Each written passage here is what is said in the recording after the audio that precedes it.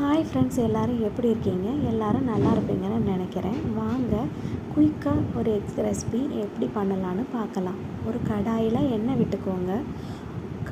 எண்ணெய் காஞ்சதும் உளுத்தம்பருப்பு, கடுகு, கருவேப்பிலை எல்லாம் போட்டு வதக்கிக்கோங்க.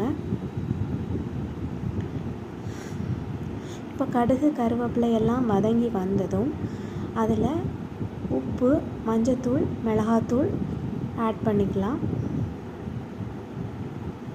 உப்பு, மிளகாத்தூள், மஞ்சத்தூளை நல்லா வறுத்து வந்ததும் நம்ம வேக வச்ச முட்டையும் போட்டு வதக்கி எடுத்தால் நமக்கு சுவையான எக் வறுவல் ரெடி. இது நமக்கு சாதத்தோடு வச்சு சாப்பிட்லாம். ரசம் மட்டுமே போதும், சாப்பிட அவ்வளோ டேஸ்டியாக இருக்கும். இந்த வீடியோ பிடிச்சா லைக் பண்ணுங்கள், ஷேர் பண்ணுங்கள், சப்ஸ்கிரைப் பண்ணுங்கள். Bye friends.